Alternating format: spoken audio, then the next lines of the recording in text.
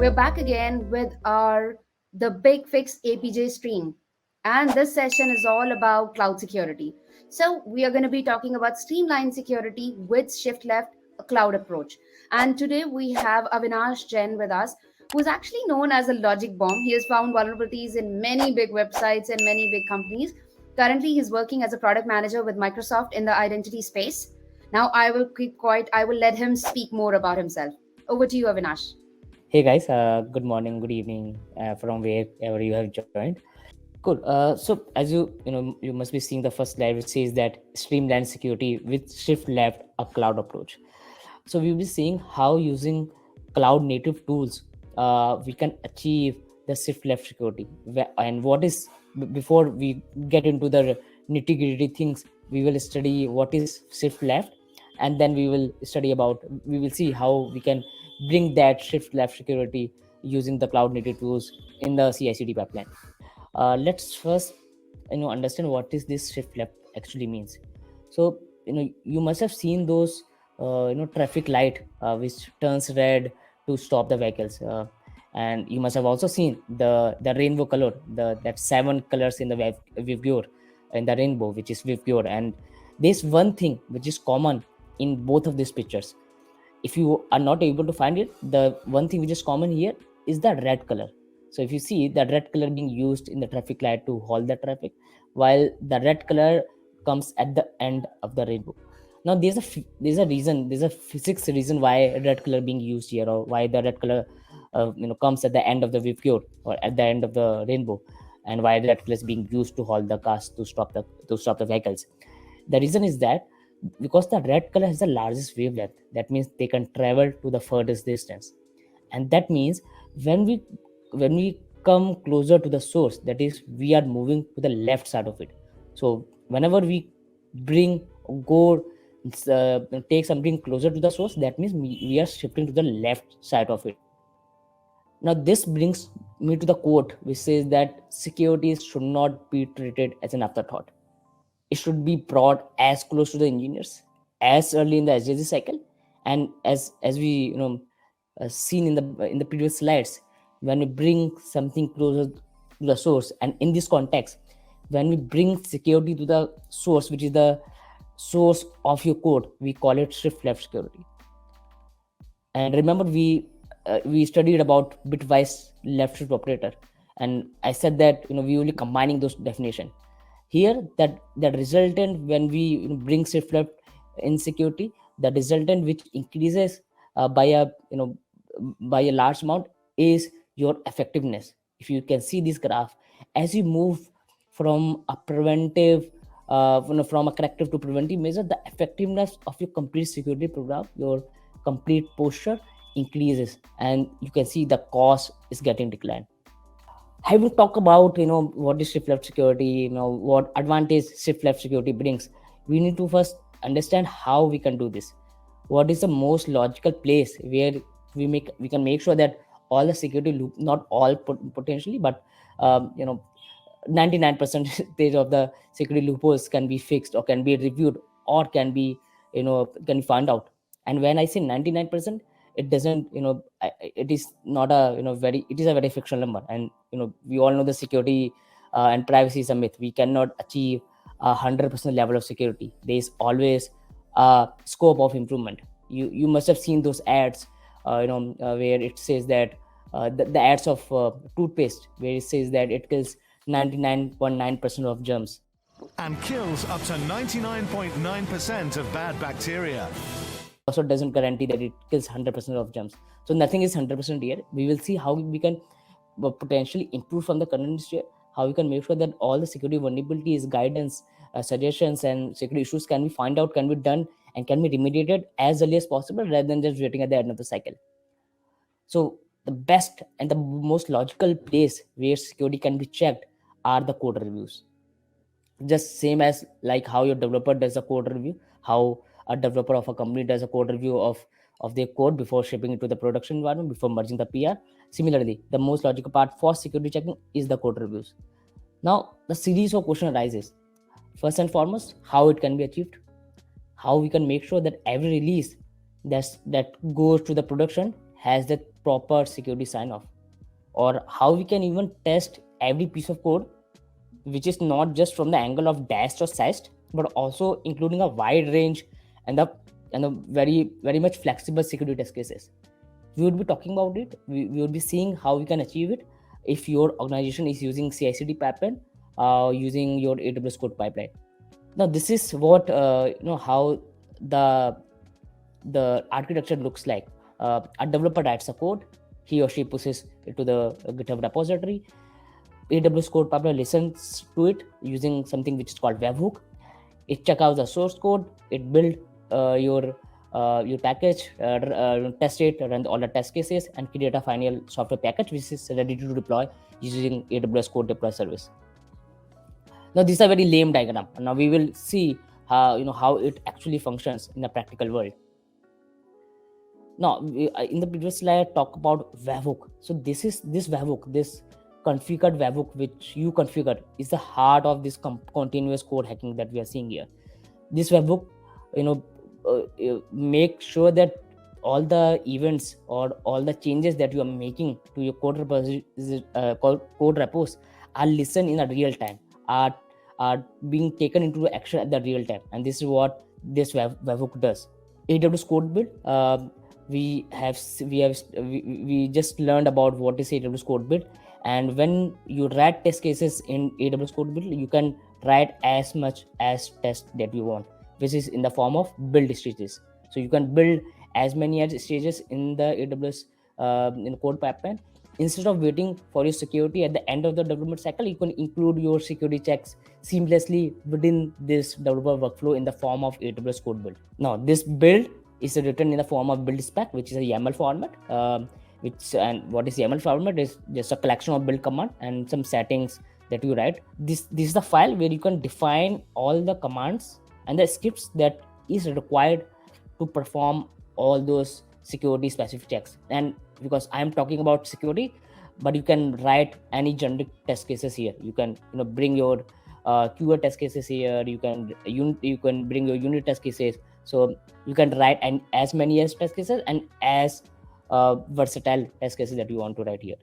So code build spec is broken into three parts. First is pre-build, where you set up your dependencies, set up your libraries. If you have some scanners to download, you can pull those. Then there's a part which is called build, where you actually run those tools, where you run those scanners, and finally parse the result. And then there's post build, where you consume those results. So how you can consume? You can call Lambda, you can write your own Python scripts, and consume those results, push those results to as many services as you want to do. And this is how build spec looks like. So build, as I said, build spec has three parts. You can see here it is a build spec of a Git secret, which has as I said, pre-build, build, and post build. Here you can see in the first part, I'm setting up my scanner. I am downloading the Git secret. In the build, you can see I'm actually running this, and at the end, post build, we are actually consuming those results. So this is how a very simple build spec file looks like. Now, let's just first deep dive also into the major advantage that this complete code hacking capabilities bring.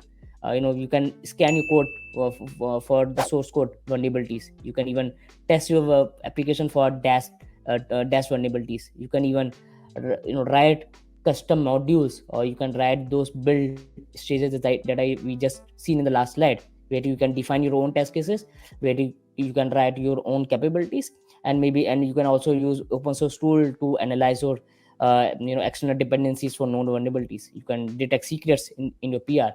And again, additional capabilities is in your hand, as this is very flexible. You can write your own module, you can write your own checks in the form of YAML format, and you can do whatever you want to do here.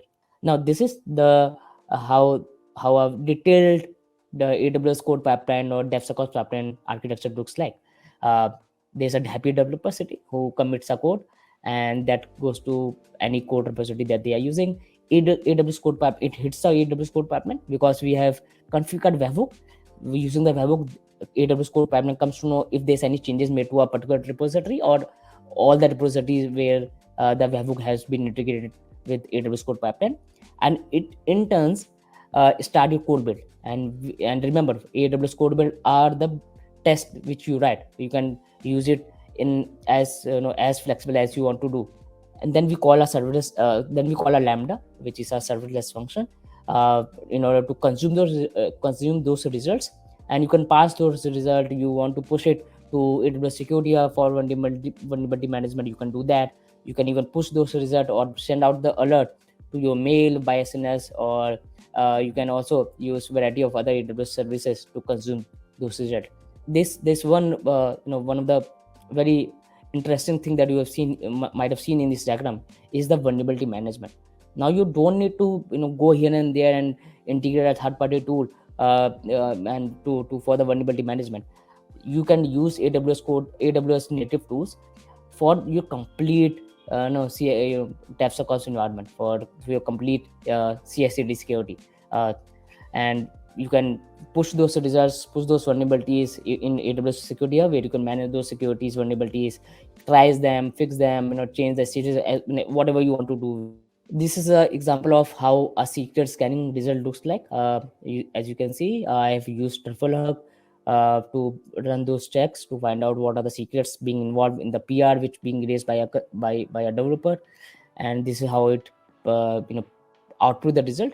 And you can even pass, as I said, you can pass those results, you can display the result as in the format as you want. So it is completely in your hand. It is flexible, it is portable, it is whatever how you want to do, it is in your hand. It is this is the example of dependency checker. I use OAuth's dependency scanner for it. And this is how it runs the dependency scanner to find what are the vulnerabilities present in the third party libraries and dependencies. This is a custom check. We talk about how you can write your own custom checks. You don't need to just depend on the open source tool or on the other market tools, but you can use your own brain. You can write test cases according to your need, according to your business, according to your complex developer architecture, and you can run those checks here. Static code result scanning, you can use any other tool. Here we have used Sonar Cloud to source code scan to scan your vulnerability from static code side. And this is how the result looks like. That's scanning. Again, you can do this using any tool that you want to. Even you can bring your own scanner that you have built and integrate this here. Now there are additional benefit that this architecture provides. Not just talking about the benefit that shift left brings, but now we see how the real how this capabilities can bring that real world or real corporate values. The first is reporting. You can share those report with your management. You can share those report and status with your developers that you build his field because of this check is missing, because this security vulnerabilities has been found, and you can configure them as accordingly how you want to do. You can alert for the build success. As I said, you can alert the developer saying that you have this has been some vulnerabilities, there have been some vulnerabilities in your code which you need to fix before those PR are merged or maybe pushed to the production. Vulnerability management, again, you don't need to search any other tool. AWS provide AWS Security Hub for vulnerability management. All the findings are managed over a single tool where you can see their status, you can trace them, change the status of their bugs, assign to someone. You can also set alerts, SLAs on them. This is how our reporting over Slack channels looks like. This is a very vague report. As I said, you can customize this in the format that you want. This is how a build status initially looks like. You can pass those JSON and you can print all the message that you want. And this is how you can push those results to AWS Security Hub. This is how it looks like. You can push all the security vulnerabilities that you have been found using your code pipeline, and you can push it to Security Hub, where you can you can see, you can have workflow status, you have the timeline here, the severity column, what is the type of vulnerabilities, and every other details also. I hope this is useful for you, and I think that's what I had. You can if you have any question, you can reach out to me over Twitter. My handle is logicbomb_1. You can even drop me a mail on avinash.logicbomb@gmail.com, and I have my website on logicbomb.in, where you can go through different type of tools that I build time to time, and the security blogs that I read. Thanks, Vinod. Thanks to you for having me here and giving this opportunity to share my learning with the world. Yeah, absolutely. And I'm sure there are people who will reach out to you. We also wanted to understand from you that what all work areas that you've contributed to, especially around bug fixing, because this is a hackathon, this is a bug fixathon. So we wanted to know about that because I know a little bit about it, but I wanted to know more from you. The best hacker is someone who can write code. So I started from that time when I used to write code. I've been a developer at the start of my career, but I used to sit and write code. Still remember, even when I was in a leadership position, I used to write code, and even I used to help out my peer on understanding, on doing the code reviews. So I think those are the areas where someone understand the code uh, in a practical manner, and from where I don't you can understand what bugs needs to be fixed, how it can be done. Like what needs to be done is anyone can tell you, but how, and in how there are 10,000 ways to fix it, but what is that most efficient and the best way to fix it, that is what you need to learn. Yeah, I think that is very, very wonderful. Thank you so much for sharing such wonderful insights, Avinash, with the audience. And I'm sure we'll connect soon again. Thank you. Sure, no, I think thanks a lot for again inviting me, and thanks everyone for patiently listening to us.